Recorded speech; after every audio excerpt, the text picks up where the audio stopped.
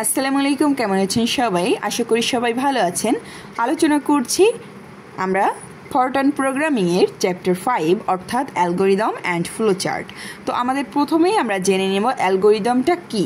তো আমরা এই অধ্যায়ে অ্যালগোরিদমের পাশাপাশি ফ্লোচার্ট এবং ফরট্রান এই তিনটা টপিক নিয়ে আমাদের এই অধ্যায়ে আলোচনা হবে এবং এই তিনটা ক্যাটাগরি আমরা করব বিভিন্ন ম্যাথমেটিক্যাল টার্মের জন্য। তো এখন দেখো অ্যালগোরিদম কী। অ্যালগোরিদম হচ্ছে আমাদের কম্পিউটিংয়ের মৌলিক একটি ধারণা। তো অ্যালগোরিদম শব্দটি আমাদের হচ্ছে অ্যালগোরিজম শব্দ থেকে এসেছে। তো কম্পিউটার দ্বারা কোনো নির্দিষ্ট সমস্যার সমাধানের জন্য পর্যায়ক্রমিক নির্দেশাবলী বা পর্যায়ক্রমকেই হচ্ছে অ্যালগোরিদম বলে। অর্থাৎ আমরা কম্পিউটারকে যখন কোনো কাজ করতে দিই সেই কাজটা পর্যায়ক্রমিকভাবে কম্পিউটার করে, যেটা আমাদের কম্পাইলার মূলত কম্পিউটারকে বুঝিয়ে দেয়। তো আমাদের কম্পিউটার এই যে একটা কাজ, ধরো প্রথমে আমাদের একটা কাজ প্রথমে লাইন বাই লাইন কাজটা শেষ করবে একটার পর একটা, যেটা প্রথম কাজ সেটা প্রথমে করবে প্রথম দিকে, তারপর আস্তে আস্তে আমাদের কাজটা শেষ হবে। তো এই ধাপে ধাপে বা পর্যায়ক্রমে আমাদের যে কাজটা শেষ হয় এই কাজটার নির্দেশাবলী বা পর্যায়ক্রমকেই হচ্ছে অ্যালগোরিদম বলে। তো আমাদের হচ্ছে ধাপগুলো, যেমন আমাদের প্রথম ধাপ হতে পারে ইনপুট, মানে আমাদের মান গ্রহণ করা, এরপরে আমাদের অ্যাসাইনমেন্ট, তারপরে সিদ্ধান্ত নিতে হবে। তো আমরা এর মানগুলো নিব, তারপরে মান অনুযায়ী আমরা সিদ্ধান্ত নিব, তারপরে আমরা পুনরাবৃত্তি করব, এরপর আমরা ক্যালকুলেশন করতে পারি আমাদের ম্যাথমেটিক্যাল টার্মের ভিতরে। তারপরে সর্বশেষ যেটা হবে সেটা হচ্ছে আউটপুট, আমাদের প্রিন্ট করতে হবে, তারপরে আমাদের প্রোগ্রামটা শেষ হয়ে যাবে। তো এই যে ধাপে ধাপে কাজটা করা হয় এই পর্যায়ক্রমকেই হচ্ছে আমরা অ্যালগোরিদম বলে থাকি, আমাদের কাজটা কিভাবে করা হয় তার পর্যায়কে। এরপর আমরা আলোচনা করব ফ্লোচার্ট নিয়ে। তো ফ্লোচার্ট আসলে কি? ফ্লোচার্ট হচ্ছে প্রবাহ চিত্র। তো আমরা এই যে অ্যালগোরিদমটা অর্থাৎ আমাদের কাজটা যে ধাপে ধাপে আলোচনা করছি সেই ধাপে ধাপের পর্যায়ক্রমটা আমাদের জাস্ট একটি প্রবাহ চিত্র, মানে ওটা হচ্ছে লিখিত এবং আমরা এটা হচ্ছে চিত্র দিয়ে আমরা আলোচনা করি। তো এই চিত্রটাকেই বলা হয় আসলে ফ্লোচার্ট। তো ফ্লোচার্ট হচ্ছে অ্যালগোরিদমের পর্যায়ক্রমিক ধাপসমূহকে চিত্রভিত্তিক উপস্থাপনা, মানে চিত্রের মাধ্যমে আমরা ওই অ্যালগোরিদমে যেটা লিখেছিলাম সেই জিনিসটাকে আমরা জাস্ট চিত্রের মাধ্যমে উপস্থাপনা করব। তো এখানে আমাদের ফ্লোচার্ট অর্থাৎ অ্যালগোরিদম থেকে আমরা ফ্লোচার্টে কিভাবে ট্রান্সফার করব সেই চিহ্নগুলো সম্পর্কে আমরা একটু জেনে নিব। তো দেখো আমাদের এটা হচ্ছে উপবৃত্তাকার চিহ্ন। উপবৃত্তাকার চিহ্ন দ্বারা আসলে প্রকাশ করা হয় আমাদের শুরু, শেষ, বের হওয়া বা সাময়িক থামা বোঝানোর জন্য। তো তোমাদের বেসিক্যালি শুরু এবং শেষ এই জিনিসটা তোমরা মনে রাখবে। অর্থাৎ আমরা যখন স্টার্ট করব এবং যখন স্টপ করব এইগুলো আমাদের এই যে ওভালের ভিতরে, মানে আমাদের এই যে উপবৃত্তাকারের ভিতরে আমাদের লিখতে হয়। তারপর অ্যারো বা তীর চিহ্নটা হচ্ছে আমাদের প্রবাহ চিত্রের দিক নির্দেশনার জন্য ব্যবহার করা হয়, যে আমরা কোন দিকে যাচ্ছি সেই দিকের জন্য। আমাদের যদি ডান দিকে যেতে হয় অ্যারোটা এভাবে দেবো, নিচ দিকে এভাবে, বাম দিকে এভাবে আমাদের তীর চিহ্ন দিতে হবে। এরপরে আছে তোমাদের এই যে কার্ড চিহ্ন। তো কার্ড চিহ্নটা হচ্ছে ইনপুট, বা এটা তোমাদের দরকার না, এটা আমাদের প্রয়োজন নাই, জাস্ট এগুলো জেনে রাখবা, কারণ যদি ক বিভাগে কখনো আসে যে তোমাদের এইটার কাজ কি সেজন্য জাস্ট একবার পড়ে রাখবে। তো আমাদের ফ্লোচার্টে মূলত আমাদের আসবে আয়তক্ষেত্র। আয়তক্ষেত্র হচ্ছে ডাটা ক্যালকুলেশন বা প্রক্রিয়াকরণ করার জন্য, অর্থাৎ ক্যালকুলেট করার জন্য। আসলে কোনো ম্যাথমেটিক্যাল টার্ম, ধরো a = আমাদের a+2 বা x = আমাদের 5+7, এরকম যোগ, বিয়োগ, গুণ, ভাগ বিভিন্ন ম্যাথমেটিক্যাল টার্মে আমাদের ক্যালকুলেশন করার জন্য আয়তক্ষেত্র, মানে এই ক্যালকুলেশনটা আমরা এভাবে আয়তক্ষেত্রের ভেতরে ফ্লোচার্টে উপস্থাপন করি। আশা করি বুঝতে পেরেছো। এবার paper cutting input, output, print, আমাদের রাইট, এইগুলো বোঝানো হয়। এটা তোমাদের আমরা ফ্লোচার্টে ব্যবহার করব না, কিন্তু জাস্ট এটা যদি তোমাদের কখনো ক বিভাগে এসে থাকে যে এই চিহ্নটা দ্বারা কী বোঝানো হয়, জাস্ট এইটুকু তোমাদের লিখতে হবে, সেই ক্ষেত্রে তোমরা এটা জেনে রাখবে। সামান্তরিক, এটা আমাদের লাগবে আমাদের ফ্লোচার্ট তৈরি করার জন্য, যে ইনপুট বা আউটপুট অপারেশন ব্যবহার। অর্থাৎ আমরা যে ইনপুট নেব, ইনপুট মানে কি আমরা কিন্তু দেখেছিলাম, আগে আলোচনা করেছিলাম যে রিডটা হচ্ছে আমাদের ইনপুট এবং আউটপুট কি? আউটপুট হচ্ছে আমাদের প্রিন্ট। প্রিন্ট দ্বারা আমরা আউটপুটটা প্রকাশ করি। তো এই রিড এবং প্রিন্ট এইগুলো প্রকাশ করার জন্য আমাদের সামান্তরিক চিহ্নটা ব্যবহার করতে হয় ফ্লো চার্টে। এরপর আমাদের ডায়মন্ড চিহ্ন বা রম্বসটা আমরা কখন ব্যবহার করি? যখন শর্ত, অর্থাৎ কোনো ইফ স্টেটমেন্ট যখন আমরা আনবো। তো ইফ স্টেটমেন্ট সম্পর্কে আমি ডিটেলে আলোচনা করেছিলাম, এটার গঠন এবং তৈরি করতে হয় কিভাবে। তো সেই ইফ স্টেটমেন্ট নিয়ে যখন আমরা কাজ করব, অর্থাৎ কোনো শর্ত আরোপ করব, তখন সেইটা ফ্লো চার্টে লিখবো আমরা রম্বস দ্বারা। এরপর ষড়ভুজ, এটা তোমরা জাস্ট একটু পড়ে নেবে, এটা তোমাদের ডু লুপ এবং ফর লুপ এগুলোই আসে, কিন্তু আমরা এটা তেমন একটা ব্যবহার করব না। এরপরে ছোট বৃত্ত, এটা হচ্ছে কোনো একই পেজে কানেকশন, অর্থাৎ কানেকশন তৈরি করার জন্য 2-3টা জিনিসকে কানেকশন তৈরি করার জন্য আমরা ছোট বৃত্তটা ব্যবহার করি। এরপরে আমরা আলোচনা করব পঞ্চভুজটা মূলত তোমরা এমনি পড়ে নিবে, এটা আমাদের তেমন লাগে না যে পৃষ্ঠের শেষে নতুন পৃষ্ঠা যাওয়াকে বোঝায়, তাই এটা আমাদের প্রয়োজন নয় ফরটানে, কিন্তু এমনি তোমরা পড়বে ক বিভাগের জন্য। এটাও ক বিভাগের জন্য তোমরা পড়ে নিবে, জাস্ট মুখস্থ করবে যে কী কাজে লাগবে। এটাও ক বিভাগের জন্য আমাদের লাগবে না, এটাও আমাদের লাগবে না। তো আমাদের যেটা লাগবে সেটা হচ্ছে ছোট বৃত্ত, রম্বস, সামান্তরিক, আয়তক্ষেত্র এবং আমাদের ওভাল। তো আমি খাতায় তোমাদেরকে একটু ভালোভাবে এই জিনিসগুলো দেখিয়ে দিচ্ছি যাতে তোমাদের ইজি লাগে। তো ফ্লো চার্টের জন্য আমরা মূলত ক্যালকুলেট যখন করব, লেট মানে কোনো কিছু ধরবো, এবং কোনো কিছু সেট করব, তখন আমরা আয়তক্ষেত্র ব্যবহার করব। যখন আমরা রিড মানে ইনপুট, রাইট মানে আউটপুট, প্রিন্ট মানে আউটপুট, অর্থাৎ ইনপুট আউটপুটের ক্ষেত্রে আমরা জানি সামান্তরিক, আমি একটু আগেও দেখিয়েছি। তো মূলত রিড, রাইট, প্রিন্ট এই তিনটার জন্য আমরা সামান্তরিক ইউজ করব। ইফ থাকলে, অর্থাৎ শর্ত আরোপ থাকলে আমরা রম্বস ইউজ করব। স্টার্ট, স্টপ, এক্সিট এবং পজ থাকলে আমরা ওভাল, অর্থাৎ তোমাদের ক্ষেত্রে জাস্ট স্টার্ট এবং স্টপটাই বেশি কাজে আসে। তখন আমরা শুরু করব এবং শেষ করব আমাদের ওভাল চিহ্ন দ্বারা। তো আশা করি এটা বুঝতে পেরেছে। এবং আরেকটা জিনিস, সেটা হচ্ছে ছোট বৃত্ত, যেটা কানেকশন তৈরি, যে এই যে একটা জিনিস আসলো, 3টা জিনিস 3 দিক থেকে আসে, এইটাই কানেকশন তৈরি হবে, এরপরে আমরা নিচের দিকে যাব। এরকম কানেকশন তৈরি করার জন্য আমাদের ছোট বৃত্তটা লাগে। তো এবার দেখো অ্যালগোরিদম অ্যান্ড ফ্লো চার্ট। তো অ্যালগোরিদম এবং ফরটান। তো অ্যালগোরিদম এবং ফরটানে আমাদের কিছু জিনিস জেনে নিতে হবে। সেটা হচ্ছে যোগফল বের করতে হলে আমরা প্রথমেই ধরে নিব সাম ইকুয়াল টু 0। গুণফলের জন্য আমরা ধরে নিব প্রড ইকুয়াল টু 1। পূর্ণ সংখ্যা থাকলে আমি তোমাদের বলেছিলাম যে সেটা হলো ইন্টিজার, তো তখন আমরা ধরবো ইন্টিজার সাম। এরপরে আমাদের ফিবোনাক্সি সিকোয়েন্স মানে হচ্ছে আমাদের একটি পর একটি চলে যায়, যেটাকে আমরা অ্যারে দ্বারাও প্রকাশ করতে পারি। সেটার ক্ষেত্রে আমরা জানি ডাইমেনশন আমাদের ব্যবহার করতে হয়। এটা কিন্তু তোমাদেরকে আমি চ্যাপ্টার 2তে আলোচনা করেছিলাম, হয়তো তোমাদের খেয়াল নেই, কিন্তু এটা তোমাদের আমি এখানে লিখে দিলাম আবার। তো এবার চলো আমরা এখানে একটা প্রবলেম সলভ করব, অর্থাৎ আমরা এখন থেকে আমাদের মেন যে কাজ, ম্যাথমেটিক্যাল টার্মগুলো আস্তে আস্তে সলভ করব, কারণ আমরা তোমাদেরকে সমস্ত বেসিক আলোচনা করিয়ে দিয়েছি। এজন্য এখন আমি ম্যাথগুলো ধরবো, যাতে তোমাদের বেসিকটা যেহেতু ক্লিয়ার হয়ে গেছে, ম্যাথগুলো এবার তোমাদের কাছে একদমই ইজি লাগবে। তো আমি কিন্তু আগেই বলেছিলাম যে বেসিক যখন যেই জিনিসটা আমি পড়েছি, যে ইফ স্টেটমেন্ট, ডু লুপ, বিভিন্ন লুপ সম্পর্কে আলোচনা করেছি, আমাদের এই যে তোমাদের বিভিন্ন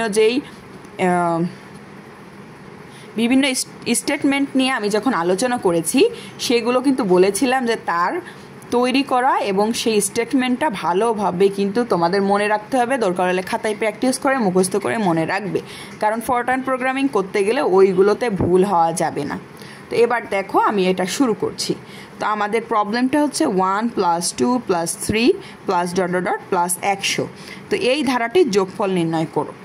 তো এই ধারাটির যোগফল নির্ণয়ের জন্য আমাদের অ্যালগোরিদম বের করতে হবে, ফ্লো চার্ট দেখাতে হবে, ফরটার্ন প্রোগ্রাম করতে হবে, অর্থাৎ 3টা জিনিসই আমরা আলোচনা করব। তো ধারাটির যোগফল আমরা কিভাবে নির্ণয় করি, তোমাদের একটি ধারাবাহিকতা আগে একটু দেখিয়ে দিই।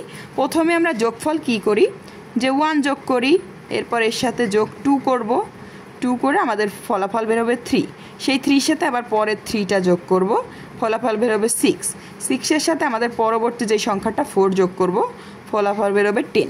তো একইভাবে যোগ করতে করতে আমরা 100 পর্যন্ত যাওয়ার পর আমাদের যেটা বেরোবে সেটাই হচ্ছে আমাদের যোগফল হবে।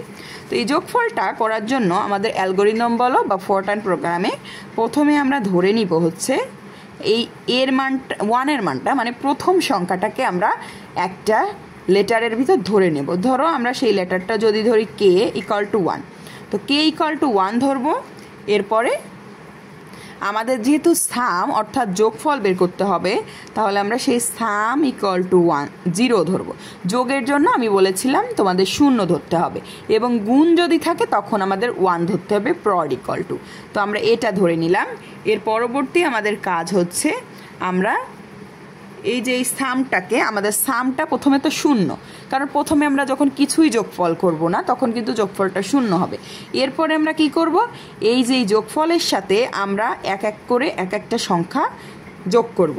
তাহলে প্রথমে এর পরের সামটা আমাদের কি হবে, সাম হবে আমাদের এই যে 0-র সাথে আমাদের যোগ হবে কি 1, তাহলে আমরা পেব কি এখানে 1 পাবো।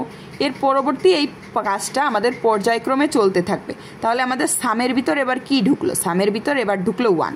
তা সামের ভিতর যেহেতু 1 ঢুকলো, পরবর্তীতে আমাদের এই সাম ইকুয়াল টু যখন আমাদের করবে যে পরবর্তীতে এই 1 যোগ আমাদের পরের সংখ্যাটাকে আমাদের যোগ করবে।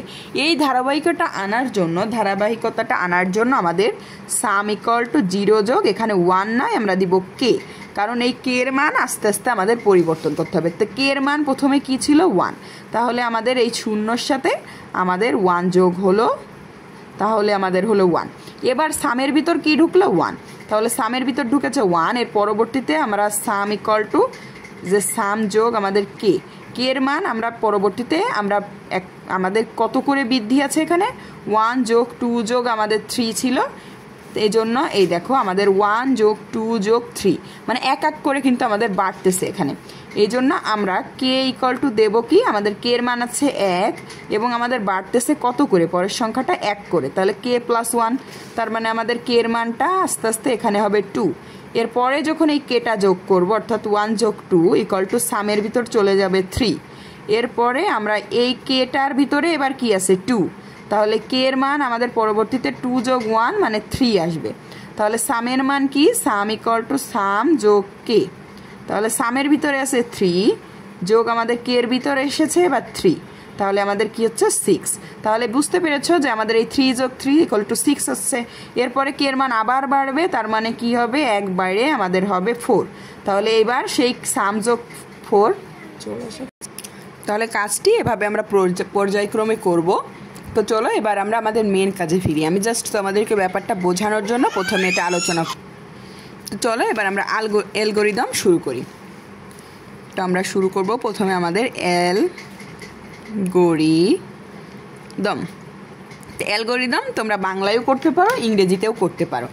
তো বাংলায় করালেই তোমাদের হচ্ছে ইজি হবে আমি মনে করি। তো আমি প্রথমে অ্যালগরিদমটা বাংলায় করব। তো ইংরেজিতে করলে কি হয়, ইংরেজিতে করলে তোমাদের ফরট্রান প্রোগ্রামটা করতে একটু হলেও সহজ হয়। তো প্রথমে আমি বাংলায় তোমাদের করে দেখাচ্ছি। তো আমরা প্রথমে ধরবো অ্যালগরিদমটা হচ্ছে আমাদের ধাপে ধাপে কাজ করতে হয়, এজন্য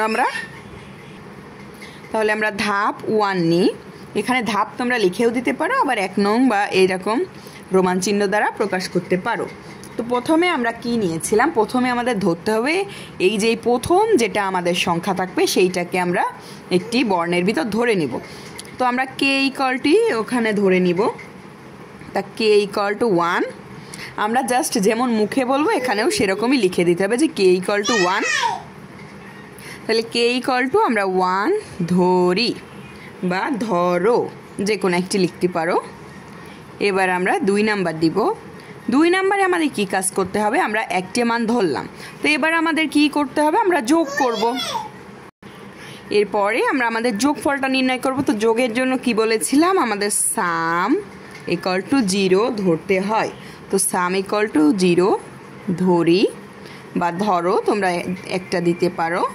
তো 3 নাম্বারে এবার আমাদের কি করতে হবে, আমাদের এবার সাম ইকুয়াল টু আমাদের আরেকটি জিনিস ধরতে হবে, কারণ আমরা সামের ভিতরে আমরা এই যে কেটার সাথে আমরা কিন্তু বলেছিলাম সামের সাথে আমরা কেটা যোগ করব। তা আমরা সাম ইকুয়াল টু দিব, সাম ইকুয়াল টু আমাদের এই সামের মান কি 0, তাহলে সাম ইকুয়াল টু যে সাম প্রথমে ধরেছিলাম এই সামটা প্লাস আমরা কে দিব। কারণ আমি তোমাদের বলেছিলাম যে আমাদের সামের মান তাহলে 0 যোগ কে, তার মানে আমাদের সামের ভিতর এখানে ঢুকবে কি 1। তো আমি তোমাদের এখানে একটু সাইডে লিখে বুঝিয়ে দিই, এটা কিন্তু বোঝানোর জন্য, এটা কিন্তু পরীক্ষার খাতায় লিখবে না। তো সাম ইকুয়াল টু এবার আমাদের কত হলো, আমাদের সামের ভিতর ছিল 0, এবার আমাদের সামের ভিতর হচ্ছে আসলো কের মান 1, তাহলে আমাদের সাম হলো কি 1, তার মানে আমাদের একটি ফল যোগ হলো। এরপরে আমাদের কি ধরতে হবে, এরপর আমরা ধরবো কের মান। তো তাহলে এটা আমাদের এখানে লিখে দিতে হবে যে আমরা sum equal to sum plus কে নির্ণয় করি। তো আমাদের সাম ইকুয়াল টু এখানে 1 আসলো। একইভাবে আমাদের এখানে কে এর মান ধরতে হবে আবার আমরা কে ইকুয়াল টু আমাদের কে প্লাস এমন একটি সংখ্যা ধরতে হবে যে আমাদের এই যোগফলটা কত করে বাড়তেছে। 1-এর পর আছে 2, তাহলে বৃদ্ধি কত আমাদের 1, তাহলে সেই 1টা আমাদের এখানে দিতে হবে। তাহলে কে এর মান কে প্লাস 1, তার মানে এর পরের কেটা কি হবে 2 হবে, কারণ 1 আমাদের আগেই ছিল, 1 যোগ 1 মানে হচ্ছে 2, এবং আমাদের সামের ভিতর আছে 1, তাহলে এই কাজটি যখন আবার করবে যে 1 আমাদের আগের সাম, তাহলে আমরা এখানে K equal to k plus 1, তাহলে আমরা ধরলাম K equal to k plus 1, এটা হচ্ছে আমরা নির্ণয় করব, কারণ এটা হচ্ছে আমাদের ম্যাথমেটিক্যাল টার্ম। যখন ম্যাথমেটিক্যাল টার্ম আসবে তখন আমরা সেটাকে লিখব নির্ণয় করি, এবং যখন আমরা যেটা ধরে নিয়েছি সেটাকে ধরি। তাহলে আমরা এবার K equal to k plus 1, তাহলে কে এর মান আগে ছিল আমাদের 1 এবং এখন 1 যোগ হলো, তার মানে কে এর ভিতরে আমাদের 2 হবে। এরপরে আমাদের পর্যায়ক্রমে এই কাজটা চলতে থাকবে। তাহলে আমরা এবার 3 নম্বরে এমন একটি অপশান দিব যার জন্য আমাদের এই কাজটা পর্যায়ক্রমে যোগ হতে থাকবে, অর্থাৎ সামের ভিতরে এবার আমাদের 1 যোগ কের মান হচ্ছে 2, যোগ করলে আমাদের 3 হবে। সেই 3-এর পরে আমাদের কের মান এখানে আরেক বাড়বে, অর্থাৎ এই 2-এর সাথে আবার 1 যোগ হবে, তার মানে আমাদের কের মান ঢুকবে 3, আবার 3 আমাদের সামে ছিল 3, তার সাথে যোগ হয়ে আমাদের হবে 6। এভাবে পর্যায়ক্রমে আমাদের যোগফলটা যে 100 পর্যন্ত হবে তার জন্য আমাদের একটি শর্ত আরোপ করতে হবে। তাহলে আমরা শর্তটা এমনভাবে দিব যে যদি আমাদের কে এর মান 100 সমান এবং 100 থেকে কম, কারণ আমাদের 100 পর্যন্তই হচ্ছে কে এর মানটা যোগ করতে হবে, এবং যখন এর কম হবে তখন আমরা এই কাজটা করব, এবং যখন 100 সমান হয়ে যাবে সেই পর্যন্ত করব, কিন্তু 100-র বেশি হয়ে গেলে কিন্তু আমরা এই কাজটা আর করবো না, অর্থাৎ যোগফল তখন আর আমাদের করা লাগবে না। তো যখন কে এর মান 100-র সমান এবং কম হয় তবে ধাপ 3-এ যাব। তার মানে আমাদের যখন কে এর মান 100-র কম, ধরো যখন 100 হবে তখনও আমরা sum equal to sum plus কে, তখন আমাদের কে এর মান হবে 99, কারণ কে এর মান আমাদের সবসময় এক এক করে বাড়তে বাড়তে আমাদের তখন 99 বা 100-তে যাবে। তখন আমরা সেই যোগফলটা নির্ণয় করব, কিন্তু যখন 100-র বেশি অর্থাৎ 101 হয়ে গেলে কিন্তু আমাদের এই কাজটা হবে না। তখন আমরা যেটা করব, আমাদের সাম সব যোগ করা হয়ে গেছে, তাহলে আমরা এবার কি করব যে সাম এর মান ছাপাও। আশা করি তোমরা বুঝতে পেরেছো, কারণ আমরা প্রথমে একটা মান আমাদের 1 ধরেছিলাম, তারপরে সামের মান 0, সেই 0-র সাথে 1 যোগ করব, এভাবে আবার আমাদের 2 যোগ করব, 3 যোগ করব, করতে করতে যোগফলটা যখন 100-র কাছাকাছি বা 100 সমান হবে তখন পর্যন্ত আমরা যোগ করব।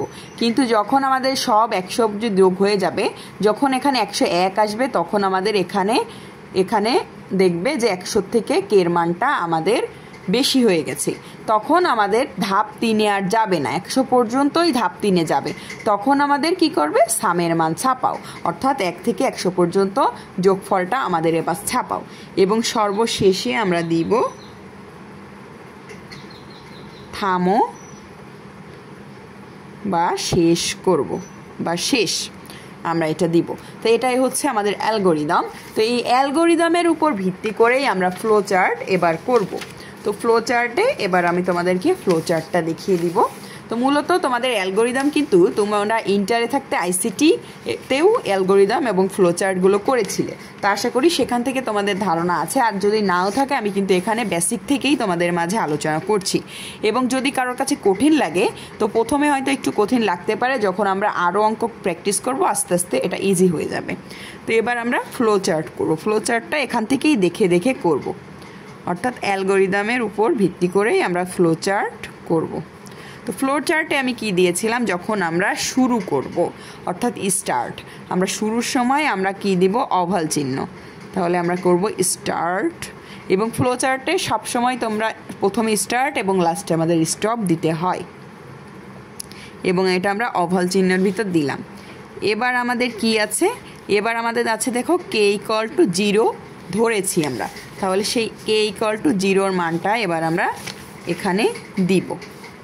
তাহলে আমরা কিন্তু তীর চিহ্ন দ্বারা আমরা পরবর্তীটা চিহ্নিত করি, সেটা আমরা দেখিয়েছিলাম। তাহলে k= আমাদের 1টা। তো যখন আমরা কোনো ক্যালকুলেশন করি, অর্থাৎ সমান আকারে কোনো সমীকরণ বা ক্যালকুলেশন ম্যাথমেটিক্যাল টার্ম করি, তখন আমরা আয়তক্ষেত্রের ভিতর সেটা আবদ্ধ করি। এরপর আবার আমাদের sum=0, এটাও আমাদের ম্যাথমেটিক্যাল টার্ম, sum=0। তোমরা চাইলে এই যে এর ভিতরে বড় অক্ষরেরও দিতে পারো, আবার ছোট অক্ষরেরও দিতে পারো। তা আমাদের মূলত ছোট অক্ষর লিখলে আমাদের এই যে এই ভিতরে, যেহেতু আমরা এক একটার ভিতরে লিখতেছি, এটা দেখতে ভালো লাগে। এই জন্য ফ্লোচার্টে তোমরা ছোট অক্ষরে লিখবে এবং তোমরা ফরটার্ন প্রোগ্রামে বড় হাতের লিখবে, তাহলে দেখতে ভালো লাগে। তারপরে আমরা কি আছে আমাদের sum=sum+k, তো এটাও ম্যাথমেটিক্যাল টার্ম, তাহলে আমরা সেটা দিই sum+k।